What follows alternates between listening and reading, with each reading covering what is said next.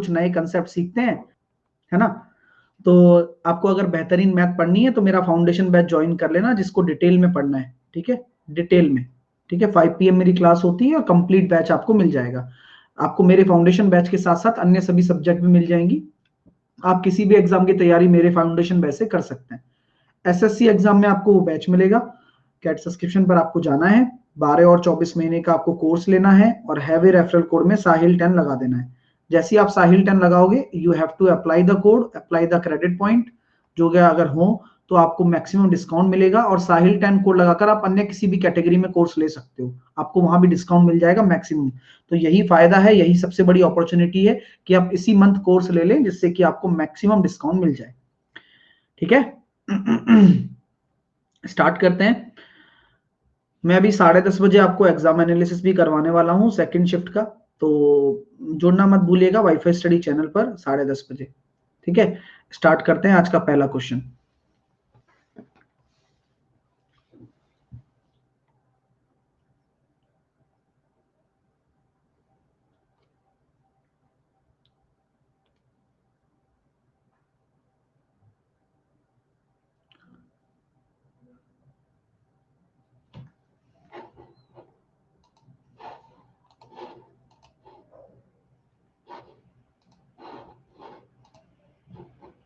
मेरे प्यारे स्टूडेंट्स का राइट आंसर आ गया भाई, अच्छा लग रहा है, काफी बढ़िया फील हो रहा है।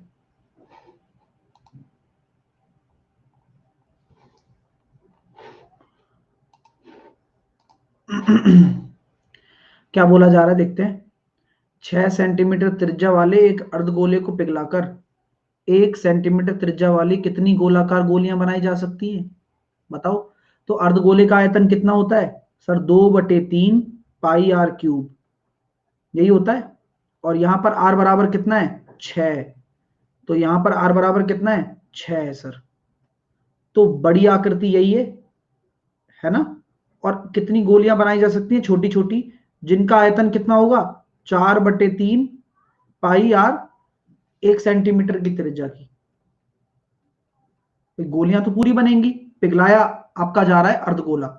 तो कॉमन सेंस वाली बात है सर, पाई से पाई कट गया, 3 से 3 कट गया, आंसर कितना निकल कर आएगा, 216/2 108। तो कितनी गोलियां बनाई जा सकती हैं छोटी छोटी, 108 गोलियां बनाई जा सकती हैं। शानदार क्वेश्चन होता है। इसी क्वेश्चन को हम कहते हैं वॉल्यूम कन्वर्जेशन। किसी भी आकृति से कोई भी आकृति बनानी हो, दोनों के वॉल्यूम को बराबर कर दो। अब यहां पर बराबर करने के लिए छोटी छोटी गोलियां बनाई जा रही हैं, तो आपने नंबर ऑफ गोलियां निकाल दी बस, कि बड़े वाले से n गोलियां बनेंगी, तो n बराबर 108 आ गया। सबका सही होना चाहिए, क्योंकि ऐसा प्रश्न पेपर में आएगा, फोड़ कर आइएगा। अगले प्रश्न की तरफ प्रस्थान करना चाहता हूं, चलिएगा।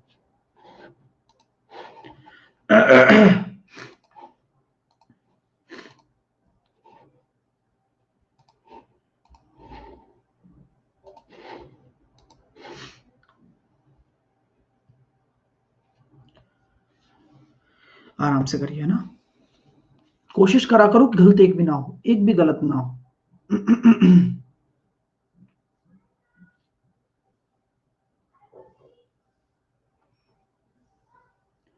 सर 12,600 लोगों के एक शहर में 30% कोडिंग के अच्छे जानकार हैं। कुल जनसंख्या का 1/4 अभी भी बुनियादी कोडिंग पाठ्यक्रम में है। कले की खराश, हाँ चलिए। तो 12,000, अब आया लाउड पना, हाँ। 12,600 लोगों के शहर में 30% कोडिंग के अच्छे जानकार हैं। कुल जनसंख्या का 1/4 अभी भी मतलब क्या कर रहा है वो, फाउंडेशन कोडिंग सीख रहा है। तो calculate the non coders present in the city. ऐसे लोगों की संख्या बताइए जो कोडिंग नहीं सीख रहे हैं और नहीं जानते हैं, ना सीखेंगे। तो भैया देखो, 30% ये हो गया, 25% आपका ये हो गया। तो कुल मिलाकर मैं कह सकता हूं कि 55% ऐसे हैं जो कोडिंग सीख रहे हैं, कर रहे हैं। लेकिन 45% ऐसे हैं जिनको कोई लेना देना नहीं है। कोई भी चीज होती है वो 100% के गोल से निकल कर आती है। अब 30 और 25 को अगर हटा दिया जाए तो 45% ऐसे होंगे जिनको कोई लेना देना नहीं है। तो 45% किसका, 12,600 का। कैलकुलेट कर लेंगे तो बस 12,600 को आप लिखना चाहें तो मैं इसको लिख सकता हूं 6,300। आधा क्यों कर दिया? क्योंकि इसको मैं दुगना करना चाहता हूं, तो सॉल्व करना आसान हो गया ना। तो 9 या 27, 5670 यूनिट डिजिट से भी कर सकते हो। इकाई का अंक कितना आ रहा है? 7 आ रहा है। बस हो गया। नेक्स्ट।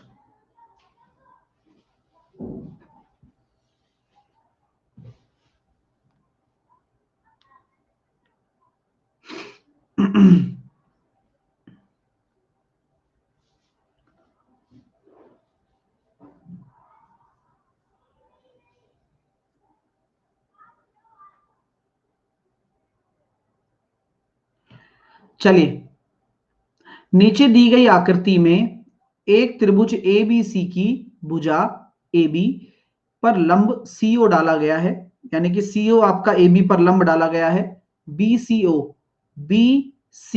आपको 65 दे रखा है। BAD आपको दे रखा है 25। आपको ADC निकालना है, यानी कि आपको कौन सा एंगल निकालना है? ADC, आपको ये एंगल निकालना है।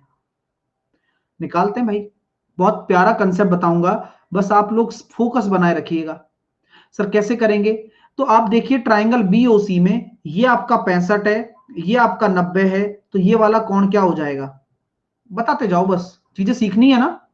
तो ये 65 है, ये आपका 90 है, तो 155, और ये हो जाएगा आपका 25 डिग्री हो जाएगा। अरे 25 ही तो होगा, इस ट्राइंगल BOC की बात कर रहा हूं केवल और केवल। तो ये 25 हो गया। अब आपसे मैं कह सकता हूं क्या कि इस वाले ट्राइंगल में आपका ABC भी 25 है और आपका OBC भी 25 है। देख लो, देखो, तो आपके सामने साफ साफ निकल कर आ गया, सर ये वाला कोण 25 है, ये वाला कोण 25 है, तो ये वाला कोण कितना हो जाएगा? 50। क्या बात है सर, डायरेक्ट बता सकते हो ना? कारण बताओ। कारण क्या है कि मैंने डायरेक्टली कह दिया कि ये 50 होगा। अरे सर इसमें कौन सी बड़ी बात है? आपने सिखाया हुआ है कि किसी भी त्रिभुज में बाह्य कोण का मान आंतरिक कोणों के योग के बराबर होता है, तो इस तरह के आंतरिक कोणों का योग इस बाह्य कोण के बराबर हो।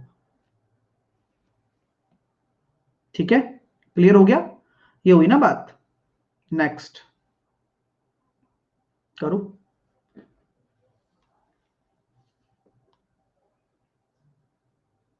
जो भी अलग अलग मेथड लगाने चाहते हो लगाओ ना, दिक्कत किसी को नहीं आनी चाहिए, आंसर यही आएगा। लेकिन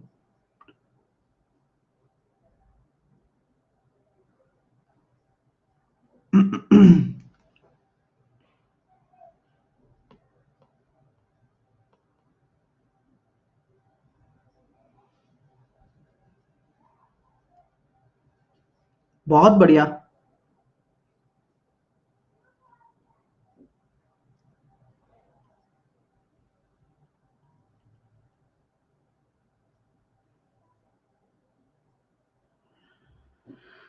आइए मेरे दोस्तों, मैं समझाता हूं, आप लोगों ने तो कर लिया होगा। देखिए, 5 क्रमागत संख्याओं का योग कितना है? A है। अब कोई भी 5 क्रमागत संख्याएं मानोगे तो कैसे मानोगे? तो मैं n से कितना चला जाऊं? n, n+1, n+2, n+3, n+4, ये 5 हो गई। अगर मुझे 5 माननी है तो n से लेकर n+1, n+2, n+3, n+4, 5 संख्याएं हो गई।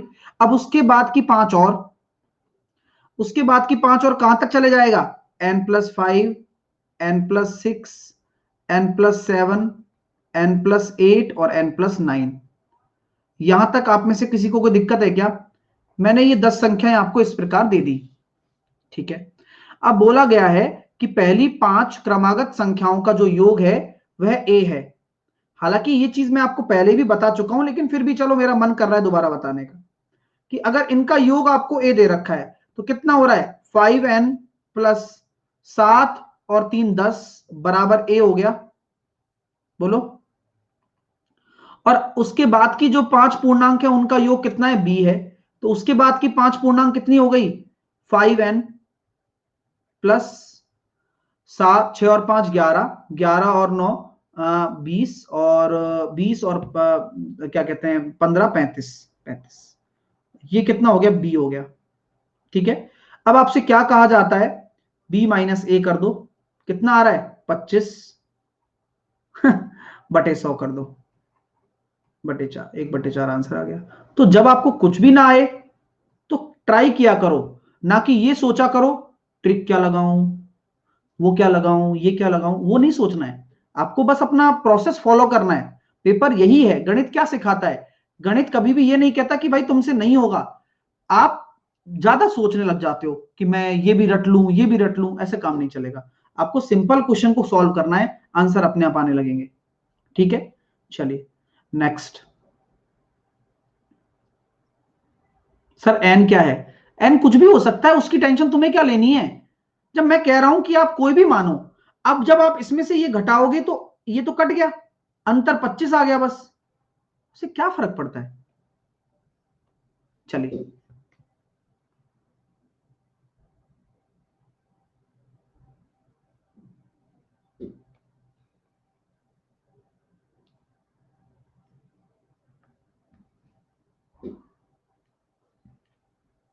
देव, क्वेश्चन को सॉल्व भी नहीं करना चाहोगे तो नहीं भी होगा, है ना, ऐसी कोई बात नहीं है। 35 कैसे आया, ये कैसे आया, अरे पहले क्वेश्चन पढ़ो, फिर मैं कैसे कर रहा हूं उसे देखो। लेकिन तुम तो अपनी मर्जी में मस्त हो, तुम तो सीधा सॉल्यूशन देखते हो, फिर तुम्हें कुछ समझ में नहीं आता है। सॉल्यूशन मत देखो, पहले पहले क्वेश्चन को सॉल्व करो। देखो बहुत सारे बच्चों का राइट आंसर निकल कर आ गया। क्या बोला जा रहा है, यदि अरविंद 13 वस्तुओं को 12 रुपए में खरीदता है और सभी 13 रुपए में 12 वस्तुओं को बेचता है 12 की दर से, तो यहां पर कह रहा हूं मैं कि 12 रुपए में 13 तो खरीद रहा है और बेचने का क्या हिसाब है। बोले सर 13 रुपए में 12 बेच रहा है, तो कॉमन सेंस वाली बात है, बराबर करना पड़ेगा। इसको 12 से गुणा करो, यानी कि 144 तो आपका खरीद मूल्य है, और इसको 13 से गुणा करो, 169 आपका विक्रय मूल्य है। तो 144 में खरीद रहे हो, 169 में बेच रहे हो, कितने का प्रॉफिट हो गया, 25 का। 25 का प्रॉफिट है किसके रेस्पेक्ट में, हमेशा क्रय मूल्य के रेस्पेक्ट में होता है। सॉल्व कर लो। अब काटा पिट्टी चालू रखनी चाहिए तो हो जाएगा, तो आप सॉल्व कर सकते हैं। अगर इसको आप हल कर रहे हैं तो यहां पर आपके सामने ये 2500 बटे 144 आ गया। अगर मैं इसको 150 मानता हूं तो 100 बटे 6 17.36 के करीब आपका राइट आंसर आ जाएगा। फिर भी अगर आपको सॉल्व करने में तकलीफ जरा सी भी हो रही है तो आप 4 से काट लीजिए, 4 तिया 12, 4 अट्ठे 32, सॉरी 4 तिया 12, 4 छकी 24, और 4 से काटा मैंने इसको 25 बार, तो ये आ गया 625 बटे 36। ठीक है, अब 36 के पाड़े में आप एक बार जा सकते हैं, उसके बाद 72 आ रहा है, यानी कि तो 36 तो बचेगा नहीं, 26 बचेगा, तो 7 बार जाएगा, तो लगभग 17 पॉइंट कुछ आ गया। अगला प्रश्न। हाँ दूसरा मेथड भी है, क्या सक्सेसिव, फालतू में मतलब कुछ भी सोचे होगे क्या यार, ऐसे मत करो भाई। हाँ सीडीएस का पेपर बहुत अच्छा हुआ है बच्चों का, बहुत सारे बच्चों के मेरे पास मैसेजेस आए, सर पेपर फोड़ दिया, सीडीएस का भी पेपर था।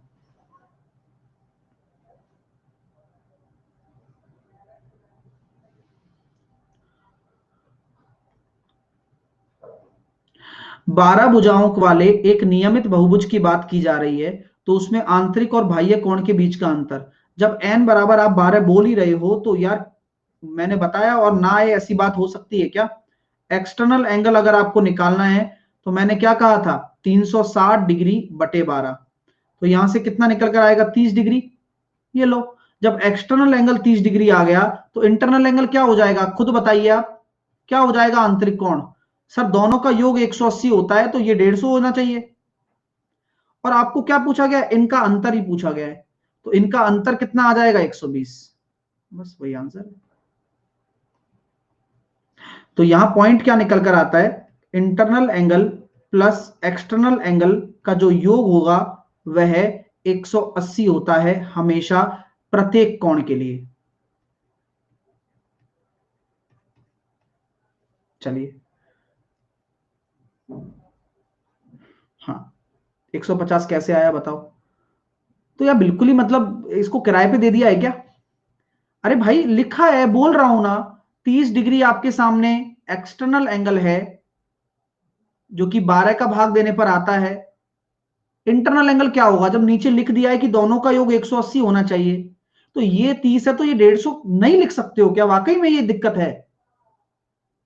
पेन चला लो यार, एहसान करो उस पेपर पर जिस पेपर का फॉर्म आपने भरा था, एहसान करो थोड़ा सा।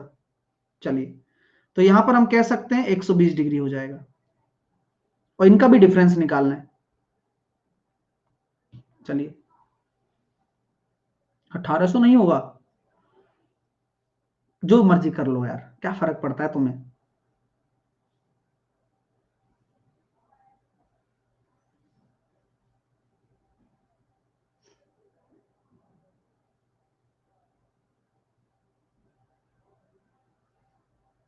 करिए।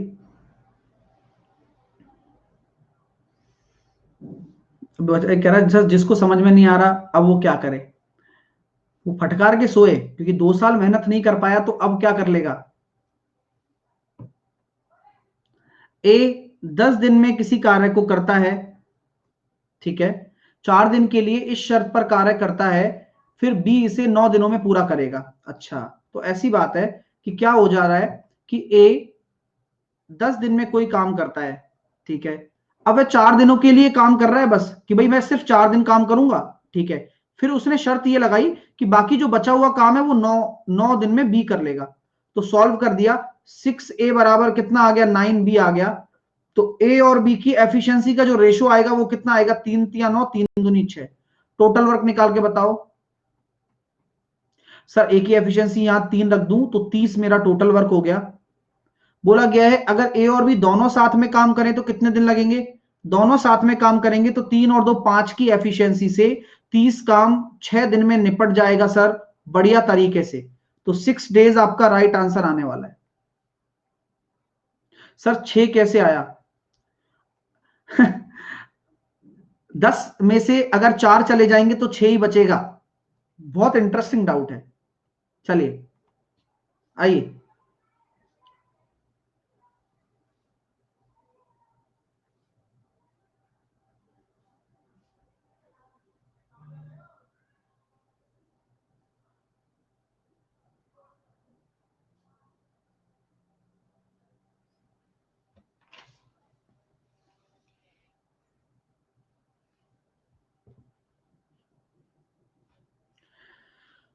सॉल्व करने का बहुत आसान तरीका बताया हुआ है कि यार घनों का योग बताना है आपको।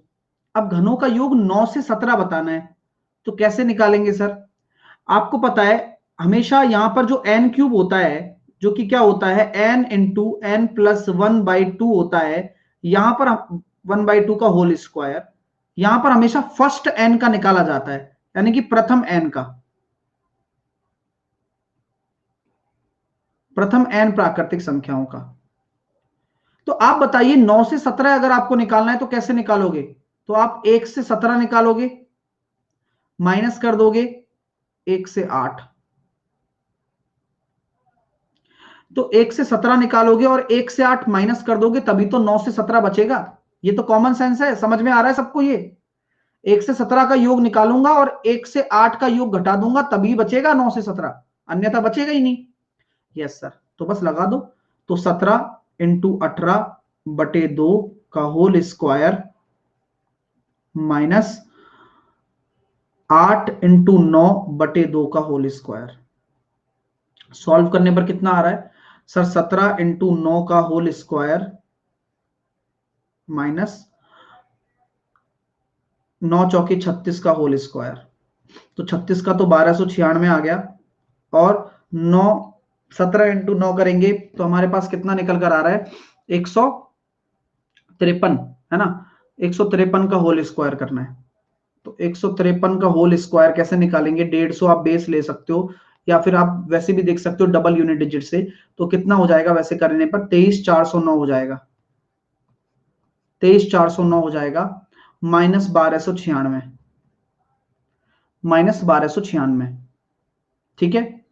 तो अब यहां सॉल्व करेंगे तो कितना हो रहा है? 1296 अगर हम करते हैं तो 22,113 आपका राइट आंसर आ गया। बस हो गया काम। तो इजीली आप कर सकते थे। अब बात आती है सर स्क्वायर कैसे किया, हमें कैसे पता चलेगा और हम कैसे करेंगे? तो मैं आपको तरीका पहले भी बता चुका हूं, जो कंपाउंड इंटरेस्ट में हम सीख चुके हैं, कि जैसे कि मान लो 101 का होल स्क्वायर करना है, तो यहां आप एक बार देखो कि 101 में एक ज्यादा है, ठीक है, तो आपका जो एक ज्यादा है और यहां एक कम है, दोनों ही चीजें आप ले सकते हो। तो आपको क्या करना है, कुल मिलाकर आपको एक चीज देखनी है कि जितना ज्यादा है उसमें आप एक जोड़ दिया आपने, यानी कि ये कितना बन गया 102 और एक का स्क्वायर 01, तो 10201। अगर मैं 102 के स्क्वायर की बात करूं तो क्या हो जाएगा, जल्दी जल्दी बताओ, दो ज्यादा है तो आप इसमें दो जोड़ दो, 104, दो का स्क्वायर 04, 103 है, जल्दी जल्दी बताओ, 106 09, 104 है, 108 16, 108 16 क्योंकि चार जोड़ेगा और चार का स्क्वायर 16 आएगा, 105 का, 105 का, 110 25, 117 का, 134, 17 का 289 होता है, तो दो हासिल आ गया, तो 136 89, 119 का, 138, 19 जोड़ दिया और 19 का कितना होता है 361, तो तीन हासिल आ गया, तो 141 61, 122 का 22 जोड़ दिया, 144, 22 का कितना होता है 484, चार उधार दे दिया, कैरी चला गया 400, 148 84। इसी तरह से 153 कितना जोड़ दिया, 53 जोड़ दिया, तो कितना हो जाएगा, इसमें अगर 53 जोड़ोगे तो कितना हो जाएगा जल्दी से बताओ, 206 हो जाएगा, 206, और 53 का स्क्वायर कितना होता है 50 का 2500, 51 का 2601, 50 का कितना होता है 2800, 53 का होता है 2809, तो केवल आपको 28 जोड़ना है यहां पर। तो इसमें अगर 28 जोड़ोगे तो 206 में 28 जोड़ने पर कितना हो जाएगा 23409, यही आ रहा था 23409। तो ऐसे करना होता है। अब ये सर 1 से 9 क्यों नहीं, वो छोड़ो, तुम तो आगे परे हो अभिषेक, तुम तो वैसे भी आउट ऑफ द कोर्स हो, हालांकि जो चीज है आपके सामने है, ठीक है, चलिए नेक्स्ट।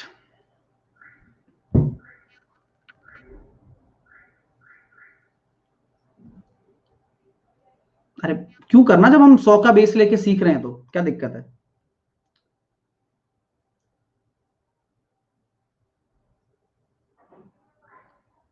एक पूर्णांक w को 12 से विभाजित किया जाता है तो शेषफल 4 आता है। अब 11w माइनस 10 को 12 से विभाजित करने पर क्या करें, तो जो ऑपरेशन आपने w के साथ किया है ना वही उसके शेषफल के साथ कर दो। तो सर शेषफल के साथ क्या करें, 44 में से 10 गया तो 34, अब 34/12 करेंगे तो कितना आ रहा है, तो 12 करेंगे तो कितना रिमाइंडर आ रहा है, 12 दूनी 24 प्लस का 10, कैसी रही बताओ, मजा आ रहा है।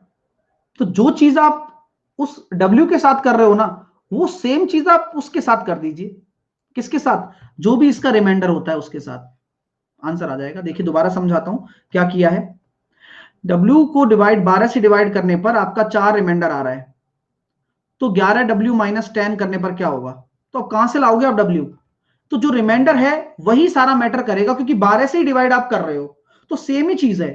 तो डायरेक्ट रिमाइंडर को पकड़ लो, तो 11 गुणा कर दो रिमाइंडर का 44, उसमें से घटा दो 10 34/12 से डिवाइड करके देखो, तो रिमाइंडर कितना आ रहा है, 34 में 12 का डिवाइड करेंगे 12 दूनी 24, शेषफल आया 10। बस कुछ मान भी सकते हो, जैसे कि आपकी बड़ी इच्छा होती है सर मैं तो कुछ मान के करूंगा, तो मैंने कहा क्या मानेगा बता, तो मैंने कहा W को मैं 4 ही मानूंगा, क्यों, क्योंकि 4/12 करने पर भी तो रिमाइंडर 4 आता है, बोले यार बात तो सही है, तो 4 इंटू 44 माइनस 10/12, वही आ गया। नहीं अब तुम 16 मानो, तुम 50 मानो, तुम 150 मानो, 500 मानो, उससे मुझे क्या लेना देना है, मैं तो तुम्हें बता रहा हूं 4 मानो, क्यों खामोखा की इतनी बड़ी कैलकुलेशन में फंसना तुम लोगों को, ठीक है, तो मैं थोड़ी कह रहा हूं कि तुम 16 मानो, ठीक है ना। चलिए अगला क्वेश्चन देखिए, करके बताइए।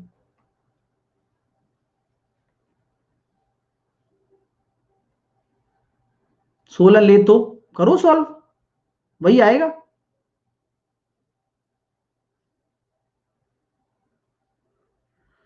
अंकित और महेश की आपको आय दे रखी है, तो महेश और रमेश की आय दे रखी है। यदि अंकित की आय रमेश की आय से 3800 रुपये अधिक है तो महेश की आय बताओ। तो वही सबसे बड़ी बात यही है, अंकित महेश का जो अनुपात दे रखा है वो 5:3 है। महेश और रमेश का जो अनुपात दे रखा है वो 5:2 है। बराबर किसको करेंगे? महेश को। तो यहां 5 का गुणा करना है, यहां पर 3 का गुणा करना है। बराबर कर दिया। अब मैं सेटिस्फाइड हूं। अब बोला जा रहा है अंकित की आय रमेश की आय से 3800 रुपये अधिक है, तो अंकित का रेशो 25 है और रमेश का रेशो कितना है? 6। तो कितना ज्यादा है अंकित? 19। वही 3800 के बराबर है। एक रेशो बराबर 200। तो महेश की आय कितनी है? 15 अनुपात। तो 15 दूनी 3000।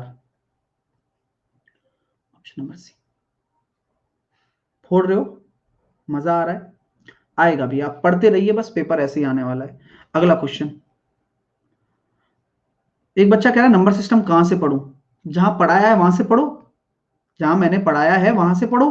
अगर आप फाउंडेशन कोर्स में हो तो फाउंडेशन कोर्स से पढ़ो, अगर आप यूट्यूब पे हो तो यूट्यूब से पढ़ो, लेकिन पढ़ो। चलिए नेक्स्ट। देखो, आप जो बहाना बनाते हो भूल जाता हूं सर, ये इंडिया की सबसे बेस्ट प्रैक्टिस सेशन में बैठे हो आप। रेगुलर बने रहो, अपना मामला सेट हो जाएगा।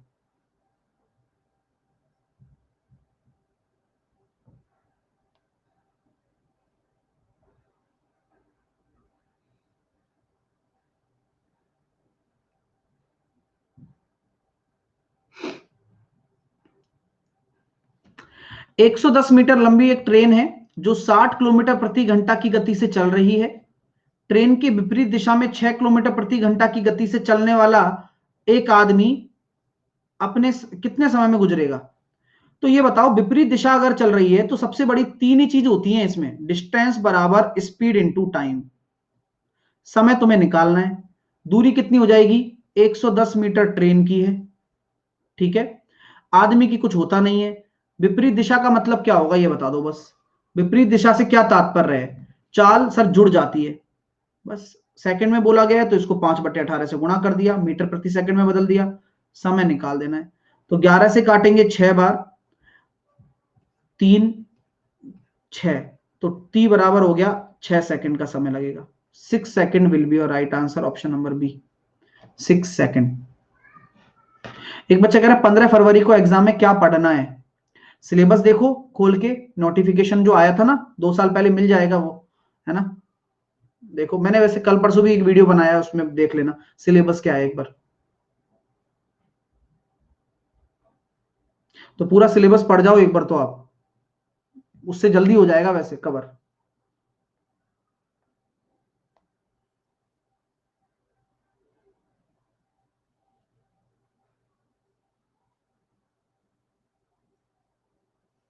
हाँ तो 4-5 लाइन में लिख रखा है पूरा सिलेबस मैंने। वो वहां पे कल एक इवेंट बनाया था ना एग्जाम स्ट्रेटेजी वाला, वहां से पढ़ लेना।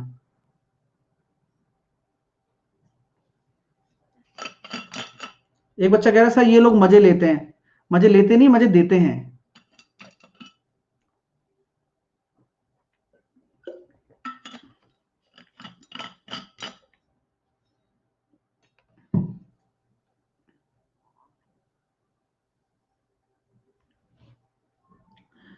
दस और 25 के बीच में सभी अभाज्य संख्याओं का औसत बताओ। तो 10 से 25 के बीच में अभाज्य संख्या कौन कौन सी है? एक तो 11 है, एक 13 है, एक 17 है, एक 23 है, बस। तो 7 और 3 10 और 4 14। अरे 19 कहां गई? 19 को ऐसे छोड़ोगे, बाद में जोड़ लूंगा। तो 2 3 4 और 2 6 और 19 भी जोड़ देता हूं। तो 9 और 4 13, 83। तो 83 है अपॉन 1 2 3 4 5, 5 का भाग दे दो, तो 83 को आप कैसे लिखोगे, 10/2, यानी कि आपका जो राइट आंसर हो जाएगा वो 16.6 हो जाएगा। क्लियर? चलिए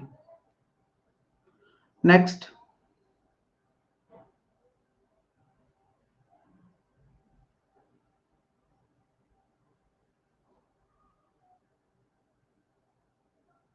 करो करो करो करो, बढ़िया क्वेश्चन है।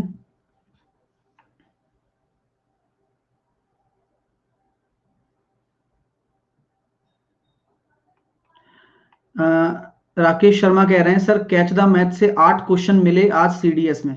अब मतलब ये ढूंढने मत जाया करो कि भाई कैच द मैथ से कितने मिले, है ना, पेपर पूरा करके आना है ना।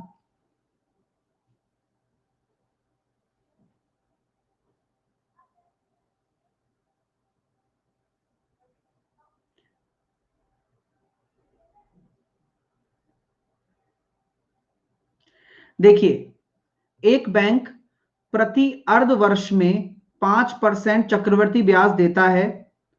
रोनित एक वर्ष के प्रत्येक 1 जनवरी और 1 जुलाई को 3200 रुपए जमा कराता है, तो वर्ष के अंत में ब्याज के रूप में कितनी राशि प्राप्त होगी। काफी इंटरेस्टिंग क्वेश्चन है ये। कई दफा ऐसे क्वेश्चन के कंसेप्ट को हम डिस्कस भी कर चुके हैं आपके साथ में, और मैं यहां भी आपको बताने वाला हूं।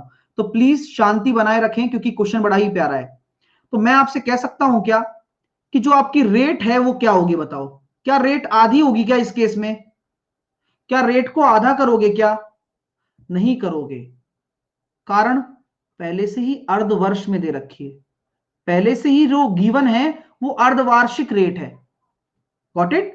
ये कितना प्यारा कॉन्सेप्ट है कि आधा नहीं करोगे आप। क्यों? क्योंकि जो पहले से जो 5% दे रखी है वो ऑलरेडी अर्धवार्षिक रेट है। बहुत अच्छी बात है सर। तो बात यही है कि 5% रेट है तो इसको 1/20 लिख सकते हो। तो 1/20 अगर लिख सकते हो तो 20 अगर प्रिंसिपल है तो 21 आपका क्या हो जाएगा, अमाउंट हो जाएगा। यहां तक आप किसी को आपत्ति है क्या, ये बताओ। कोई आपत्ति नहीं है। अब जरा समझना, वो क्या करता है, प्रत्येक एक वर्ष के प्रत्येक 1 जनवरी और 1 जुलाई, 1 जनवरी और 1 जुलाई में क्या संबंध हो सकता है इस क्वेश्चन के हिसाब से?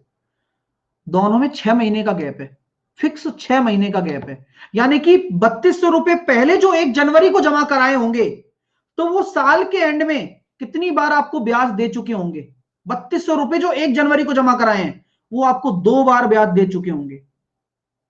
और जुलाई वाले 1 बार देगा, जुलाई वाला 1 बार देगा।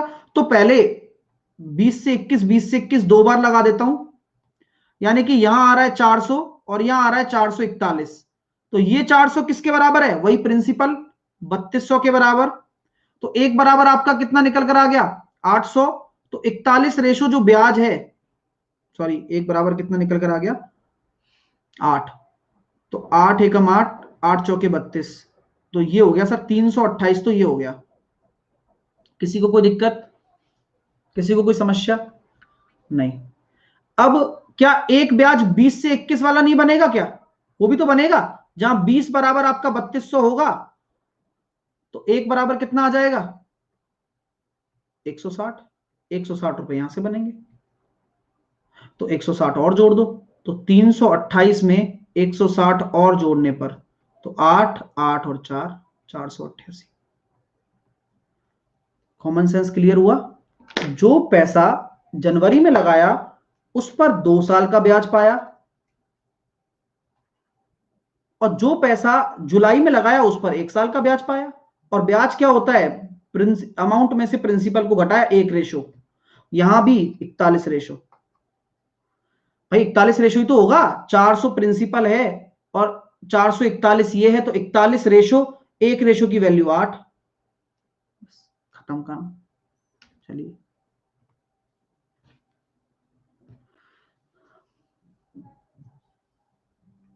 अब 10 तरीके हैं, कम से कम 10 तरीके हैं, बताओ। तो 10 तो नहीं बता सकते, आपको जो करना है वो करो, लेकिन मेरे को सबसे अच्छा ये लगता है क्योंकि मैं यूनिट डिजिट से भी कर सकता हूं इसमें।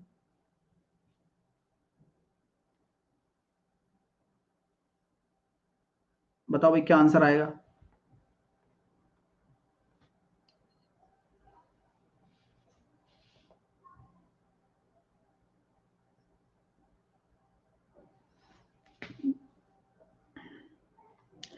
21 आम के पेड़ हैं, 42 सेब के पेड़ हैं, 56 नारंगी के पेड़ हैं, लगाए जाने चाहिए। जैसे कि प्रत्येक पंक्ति में केवल एक ही किस्म के पेड़ हो तो पंक्तियों की न्यूनतम संख्या। अच्छा, तो 21 मैंगो, 42 एप्पल और 56 ऑरेंज। तो आपको क्या करना होगा, ऐसा हाईएस्ट कॉमन फैक्टर निकालना होगा जिससे पहले तो ये पता लगे कि हर पंक्ति में कितने पेड़ होंगे, मैक्सिमम कितने पेड़ होंगे। तो सर 7 7 7 होंगे, क्योंकि इसमें भी 7 आ रहा है, इसमें भी 7 आ रहा है, इसमें भी 7 आ रहा है। तो 7 अगर मैक्सिमम पेड़ हो सकते हैं तो 21 आम के पेड़ में से कितने पेड़ निकल जाएंगे, एक पंक्ति, 3 पंक्ति निकल जाएंगी सर। इसमें कितनी निकल जाएंगी, 6 निकल जाएंगी सर, और इसमें 8, तो 8 और 6 14 और 3 17 टोटल आपकी रोज बन जाएंगी। 17 रोज बन जाने वाली हैं, 17 आपके इस तरह की पंक्तियां आने वाली हैं। तो इस तरह का ये आपका राइट आंसर हो गया। ठीक है, तो यही शानदार चीजें हैं जो आप सीखेंगे, करेंगे और आंसर भी आएगा। चलिए, कैसे पता चला एससीएफ है, उसके लिए चैप्टर पढ़ना पड़ता है। यही सब क्वेश्चन करने पड़ते हैं।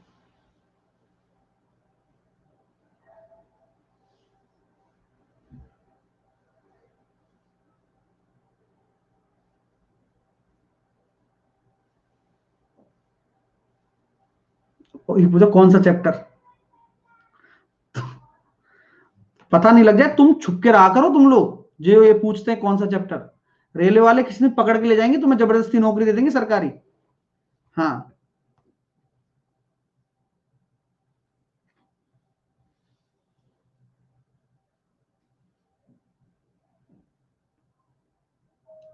आप जैसे बंदों की तलाश में है सरकार।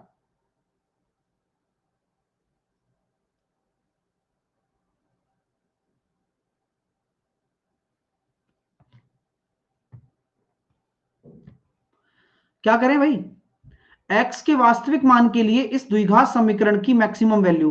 आपको कैसे पता चला मैक्सिमम कैसे निकालेंगे, आपको कैसे पता चला मैक्सिमम निकालेंगे, क्योंकि ए आपका लेस देन 0 है। तो क्या होता है maximum value, 4ac minus B square upon 4a। अब कैसे आया, चैप्टर पढ़ना पड़ता है। और जिन्होंने पढ़ रखा है -1 चिन्ह सहित सी 4 माइनस बी स्क्वायर 6 का स्क्वायर 36 अपॉन 4a माइनस का 1। तो 4 चौके 16 माइनस 36 और माइनस का 16 और माइनस का 4, तो सब माइनस माइनस चला गया। 4 से काटेंगे 9 और 4 13, आंसर आ जाएगा 13 will be your right answer. ठीक है, चलिए नेक्स्ट।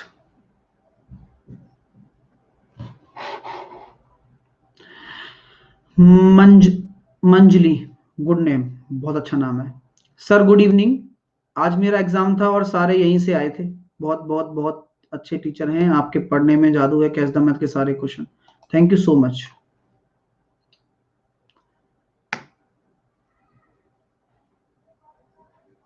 सर 13 कैसे होगा, ऐसे ही सॉल्व करना पड़ेगा, ये बस हो जाएगा।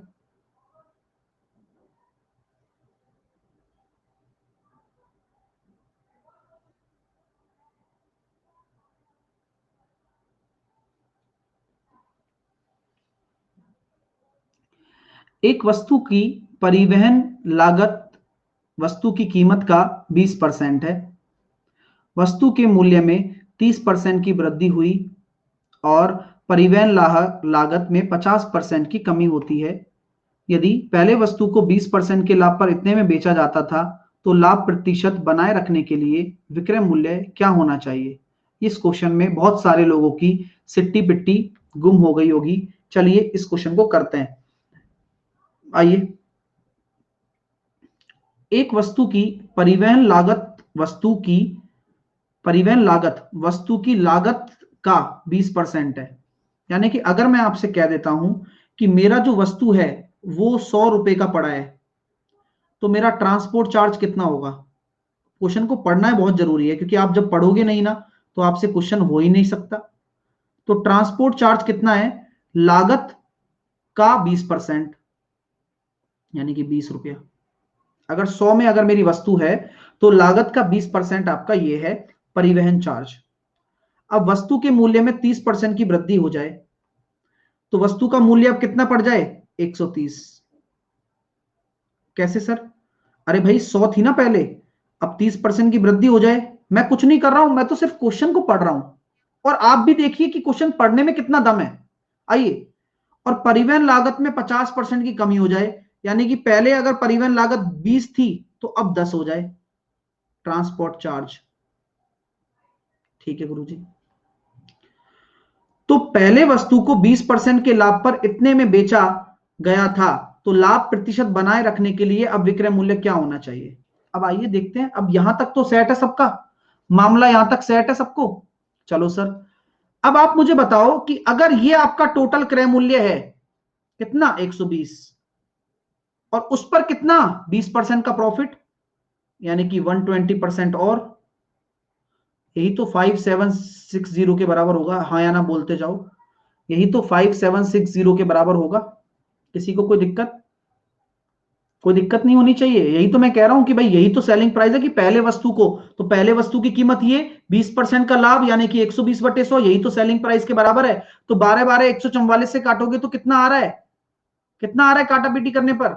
12 चौके 48, बचे 9, 12 अट्ठे 96, और 12 चौके 48, 40, एक बराबर आ गया 40 मान लो। तो ये अगर 40 आ गया तो आपसे क्या बोला जा रहा है? ले भाई, ये अगर 140 है तो बोला जा रहा है कि गुरुजी आपका जो लाभ प्रतिशत वही बना के रखना है आपको, यानी कि कितना? 120%। तो यानी कि 168 रेशो, तो 168 का 40 से गुणा कर दो बस।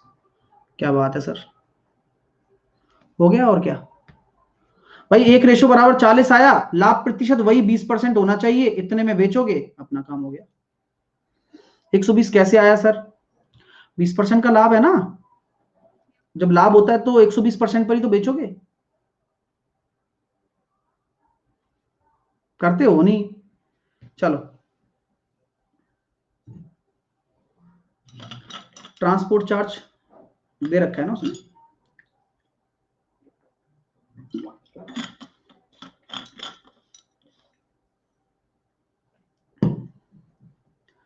कॉसेक ए बराबर आपका 2 है, तो क्या हम ये कह सकते हैं 1/sin ए बराबर कितना हो जाएगा? 2 हो जाएगा। तो साइन ए बराबर आपका 1/2 हो जाएगा। ए की वैल्यू निकल कर आएगी 30। इसकी वैल्यू 30 रखोगे तो नीचे आए, ऊपर आएगा √3, 1/2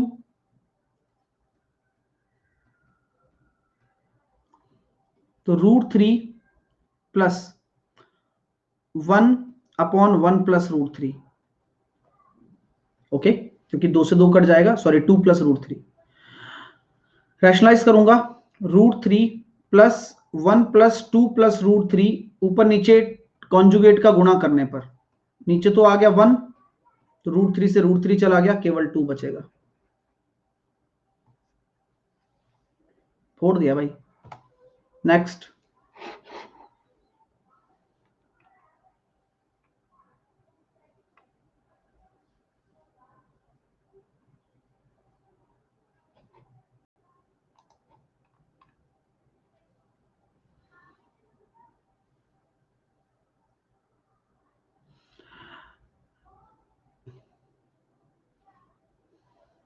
अगले क्वेश्चंस पर ध्यान दिया करें। जो बीत गया सो बात गई, इस चक्कर में आप आगे की क्वेश्चन खराब ना करें भाई साहब। जब दो संख्याएं आपको दे रखी हैं इतनी इतनी, तो 3 अंकों की एक निश्चित संख्या से विभाजित किया जाता है तो वही शेषफल रह जाता है। तो आप बताइए ऐसी 3 अंकों की संख्या का योग क्या होगा? तो आप बताएं क्या कर सकते हैं इसमें, हम कौन सा कॉन्सेप्ट हम लगाएंगे यहां पर? बोले गुरुजी 2 अंकों की ऐसी संख्या है कि समान शेषफल रह जाए,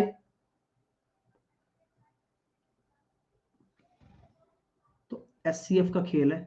तो एचसीएफ में अगर कोई घटाने को नहीं दे, बता, अब आपको बता रखा है कि शेषफल समान रह जाए, क्या शेषफल दे रखा है क्या? क्या शेषफल दे रखा है क्या इसने? नहीं दे रखा। तो शेषफल दे नहीं रखा, लेकिन एचसीएफ को क्या आदत होती है? मैं तो घटूंगा, है ना, मैं तो घटूंगा। तो अब क्या करेगा फिर जब कुछ नहीं है? तो आपस में घटेगा, आपस में ही। तो आपस में जब घटेगा तो आपस में जो डिफरेंस निकल कर आने वाला है वो कितना निकल कर आने वाला है? बोलो बोलो बोलो। आपस में जो घटेगा तो डिफरेंस कितना निकल कर आने वाला है? 3629।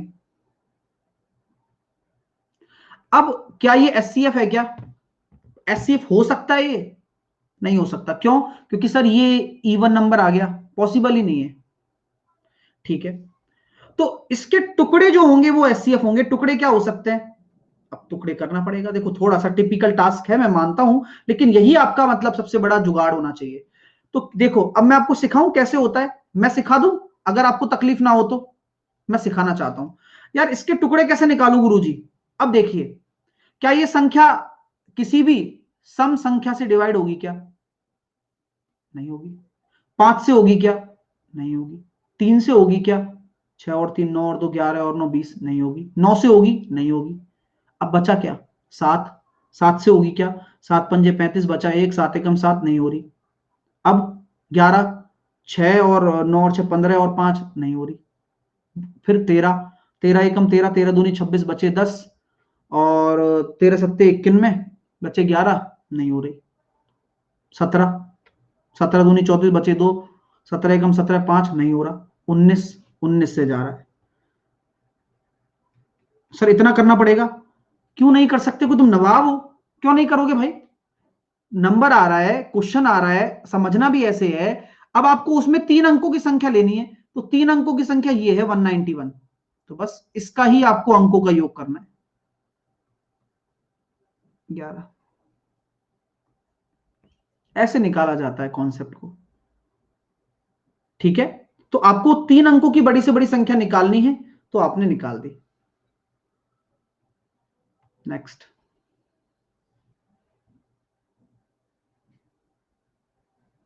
सर कैसे 19 कैसे? अरे वही तो बता रहा था अभी, जो सोचने पर कर रहा था ना कि 9 से होगा, आप कह रहे नहीं होगा।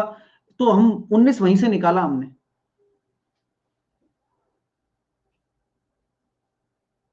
ऐसा कह रहा है, एक एक बच्चा कह रहा है टाइम ज्यादा लग जाता है ऐसे क्वेश्चन में। लगेगा तो सही यार, पेपर में भी तो आपको काफी टाइम दिया गया है ना, एक आध क्वेश्चन तो आएगा ऐसा। तो बोलो क्या जा रहा है सर? 18 और 8 का मध्य अनुपात ए है, तो मिड प्रपोर्शन क्या होता है? अंडर रूट ए भी होता है, यानी कि 18 इंटू 8 144, यानी कि ए बराबर आ गया 12। 3 और 6 का तीसरा अनुपात बी है, तो बी बराबर क्या हो जाएगा? 6 का स्क्वायर बटे 3, तो ये हो जाएगा 12। तो ए और बी का मध्य अनुपात क्या होगा? 12, क्योंकि खुद 12 इंटू 12 का 144 का मिड प्रोपोर्शन निकालना है, तो वो भी 12 हो जाएगा। मजा आ रहा है ना? अच्छा लग रहा है ना? ऐसे पेपर फोड़िएगा आप। अगला क्वेश्चन करिए, कमान।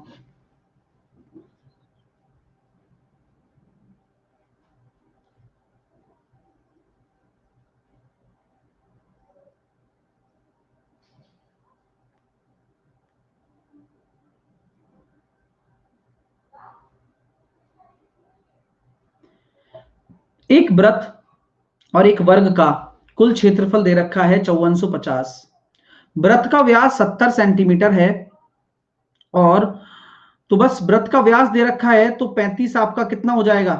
रेडियस हो जाएगा। रेडियस 35 हो जाएगा, तो एरिया कितना हो जाएगा? 3850। तो वर्ग का क्षेत्रफल कितना हो जाएगा?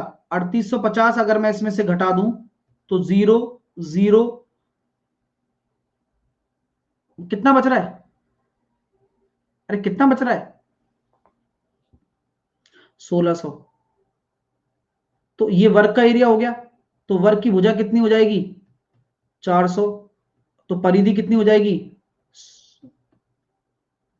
1600। सेम ही आ रही है।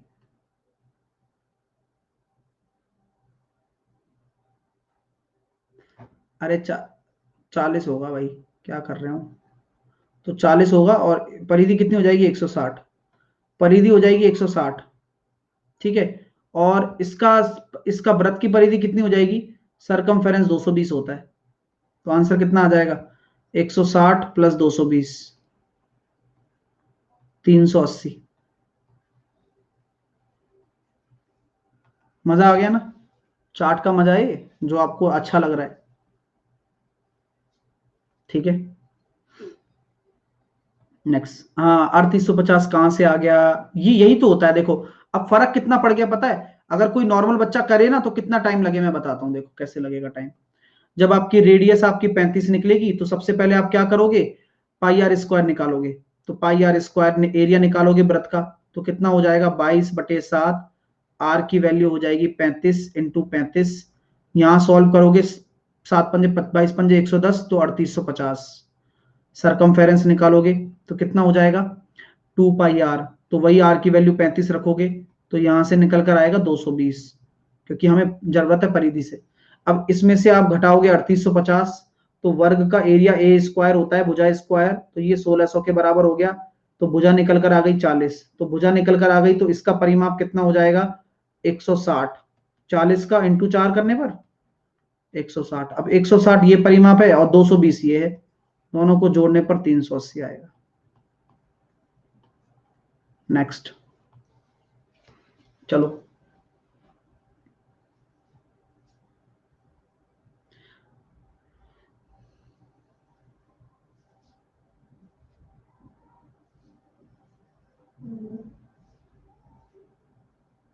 चलिए।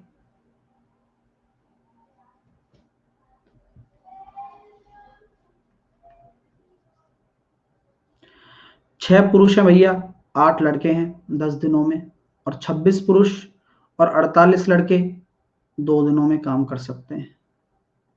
तो बताइए 15 पुरुष और 20 लड़कों द्वारा एक ही प्रकार के काम को करने में लगा समय। 6 आदमी और 8 लड़के 10 दिन, और 26 आदमी और 48 लड़के 2 दिन। 60 में से 52 गया, तो 8m, 80 में से 16b, तो m/b का बराबर कितना होता है 2:1। तो टोटल वर्क कितना हो जाएगा 6 दूनी 12 और 8 20 इंटू 10, 200। क्या बोला जा रहा है, तो 15 पुरुष यानी कि 15 दूनी 30 और 20 लड़के यानी कि 50 का भाग दे दो 4। कितनी जल्दी हो जाता है ना। कारण क्या है जल्दी होने का, माइंड में कंसेप्ट का सेट होना। आप अगर लगातार प्रैक्टिस करते रहोगे ना तो झक मराकर चीज आपको आएगी, ठीक है। कई बच्चे पूछ रहे हैं सर 50 कैसे आया, अरे 15 पुरुष हैं तो एक पुरुष की एफिशिएंसी 2 है, तो 15 पुरुष की 30, और 20 लड़के हैं और हर लड़की की एफिशिएंसी 1 है, तो 20, तो 50 आ गया, ठीक है। चलिए,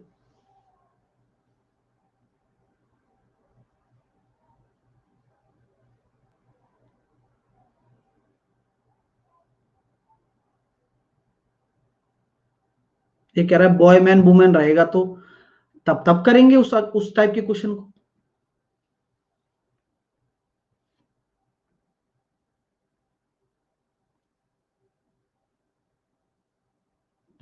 तो कैसे करेंगे, सर ये कॉट स्क्वायर 62 है, लेकिन मैं इसको लिखना चाहता हूं। बोले क्या लिखना चाहते हो, आपकी मर्जी बता दो। बोले मेरी रजा ये है कि मैं इसको लिखना चाहता हूं 10² 28 माइनस सेक स्क्वायर 28। बात बन गई ना, बन तो गई गुरुजी। बाकी बाकी करो सॉल्व। इसकी वैल्यू आपको पता है 2 का स्क्वायर 4, और इसकी वैल्यू आपको पता है 3 7, तो ये कितना हो जाएगा, ये हो जाएगा -1। तो 7 में से 1 गया तो 6। अब गलती कहां करता है बच्चा, सर 10² माइनस सेक स्क्वायर 1 होता होगा। अरे भाई 1 + 10² बराबर सेक स्क्वायर होता है, तो सेक स्क्वायर माइनस 10² बराबर 1 होता है, तो 10² माइनस सेक स्क्वायर बराबर -1 होगा। यही तो गलती करवाना चाहता हूं, तुम कर गए। बस यही होता है। देखो, मैं जब चाहूं तुमसे गलती करवा सकता हूं, कारण मुझे पता है। चलिए, अब देखिए, साउथ अफ्रीका, इंग्लैंड, और ये बात की जा रही है पुजारा द्वारा बनाए गए रनों की। चेतेश्वर पुजारा, जो अभी इस टाइम हमारी इंडियन टीम के कल की मैच के हो सकते हैं कि हीरो साबित हो। ठीक है, तो क्या हम ये कह सकते हैं इंग्लैंड का 20%, साउथ अफ्रीका में 24%, ऑस्ट्रेलिया का 32, न्यूजीलैंड का 16 और बांग्लादेश का 8? पहला क्वेश्चन।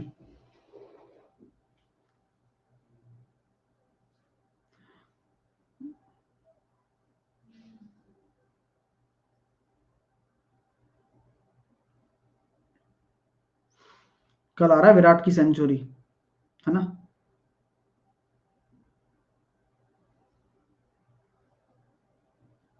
देखिए, पुजारा द्वारा दक्षिण अफ्रीका के खिलाफ बनाए गए रन उसके द्वारा बांग्लादेश के खिलाफ बनाए गए रनों से कितना प्रतिशत अधिक हैं? तो दक्षिण अफ्रीका में 24% बनाए हैं और बांग्लादेश में 8। तो कितने ज्यादा हैं? बोले गुरुजी 16 ज्यादा हैं। किसके रेस्पेक्ट में? बांग्लादेश के रेस्पेक्ट में। तो आंसर कितना आ गया? 200%। नेक्स्ट।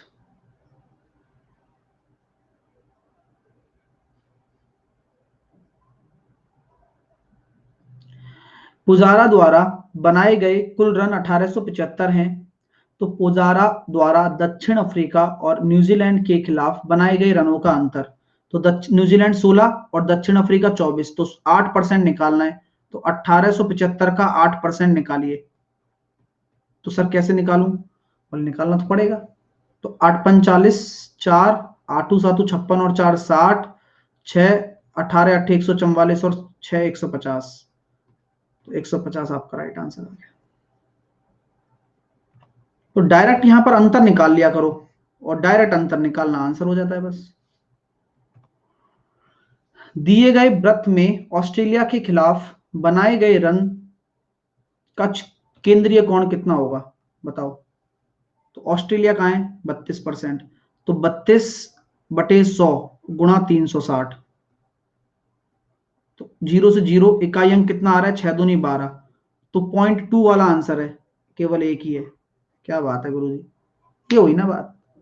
तो ये तरीके बहुत प्यारे हैं और मतलब मजा आ जाता है गणित करके। ना केवल आप मेरे फाउंडेशन कोर्स से इन एग्जाम्स की तैयारी कर सकते हो, इसके अलावा इंडिया का कोई भी एग्जाम हो, कंप्लीट डिटेल अर्थमेटिक और एडवांस पढ़ाने की मेरी जिम्मेदारी सभी एग्जाम्स के लिए, चाहे एमटीएस, रेलवे, सीबीटी2 सबके लिए। मैथ, रीजनिंग, जीके, इंग्लिश सब कुछ आपको इसी सब्सक्रिप्शन में मिलने वाला है, बिना किसी दिक्कत के। साहिल 10 आपको कोड लगाना है बिना किसी गैप के, जैसे ही लगाओगे अप्लाई कर देना। बस बढ़िया पढ़ाई करवाएंगे। फाउंडेशन कोर्स अगर आपने लगा डाला तो आपके सम कंसेप्ट में क्लैरिटी आ ही जाएगी, और आप सीईटी के लिए भी प्रिपेयर हो जाएंगे और दुनिया से पहले हो जाएंगे। सो 12 महीने का ज्वाइन करो, पेपर को फोड़कर चलो, और साहिल 10 कोड लगाकर अनअकैडमी पर जुड़ो। ये आपका सबसे खास महीना है जिसमें जुड़ सकते हो अधिकतम डिस्काउंट के साथ में। एसएससी एग्जाम पर जाओ, गेट सब्सक्रिप्शन पर जाओ, 12 और 24 महीने का कोर्स लेकर साहिल 10 कोड लगाकर जुड़ जाना, डिस्काउंट मिल जाएगा। ठीक है, और बढ़िया तरीके से पढ़ाई करो, और उम्मीद करूंगा कि जिनका भी कल पेपर है उनके लिए ऑल द वेरी बेस्ट। किसी भी कैटेगरी में कोई भी सब्सक्रिप्शन लेते हो तो साहिल 10 कोड लगा कर लो, और लोगों को भी कह दो। चलिए, so thank you so much, thank you so much, thank you so much, है ना? मजा आ गया और बढ़िया पेपर जाएगा यार। मैं बोल रहा हूं ना, आप अगर लगातार पढ़ रहे हो तो आपको कोई रोकने वाला नहीं है, नहीं है। ठीक है, और अच्छे से पढ़ाई करते रहो, सब कुछ अच्छा हो जाएगा। ठीक है, तो मिलते हैं एनालिसिस में, तब तक के लिए टेक केयर, गुड नाइट। अभी मिलता हूँ दर्द